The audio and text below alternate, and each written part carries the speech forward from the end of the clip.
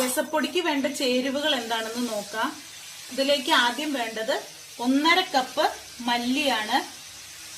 മല്ലിയുടെ 1/3 ജീരകം, കുരുമുളക്, അതിലും പകുതിയാണ് ഉലുവ വേണ്ടത്. ഞാനിപ്പോ ഇവിടെ 1.5 കപ്പ് എടുത്തിട്ടുണ്ട്. 1.5 ടേബിൾ സ്പൂൺ ആണ്. നിങ്ങൾ ചെറിയ അളവിലാണ് പൊടിക്കുന്നതെങ്കിൽ 1.5 ടേബിൾ സ്പൂൺ എടുക്കാം. അപ്പോൾ 1/2 ടേബിൾ സ്പൂൺ കുരുമുളക്, 1/2 ടേബിൾ സ്പൂൺ ജീരകം, 1 ടീസ്പൂൺ വെന്തയം, അങ്ങനെ മാറ്റി ഉപയോഗിക്കാം. ഇവിടെ ഇപ്പോ 1.5 കപ്പ് മല്ലി, 1/2 കപ്പ് കുരുമുളക്, 1/2 കപ്പ് ജീരകം, 1/4 കപ്പ് ഉലുവ. ഇവിടെ 15 എരിവുള്ള വറ്റൽമുളകാണ്, 15 കാശ്മീരി ചില്ലി, എരിവ് കുറഞ്ഞ നിറം കൊടുക്കാനുള്ള മുളകാണ്, 1 പിടുത്തം കറിവേപ്പില.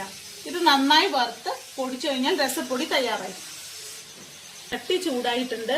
അതിലേക്ക് ആദ്യം മല്ലി ചേർത്ത് വറുത്തെടുക്കാം. പിന്നെ ഓരോന്നായി ചേർത്ത് വറുത്ത് ആറിയ ശേഷം പൊടിച്ചെടുക്കാം.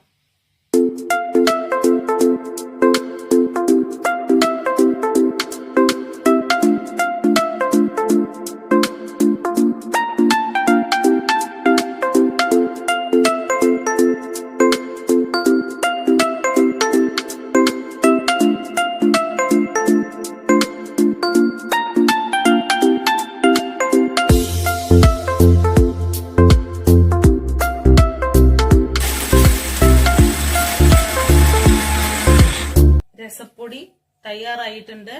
ഇതൊരു ഗ്ലാസ് കണ്ടെയ്നറിലാക്കി സൂക്ഷിച്ചു വെക്കാം.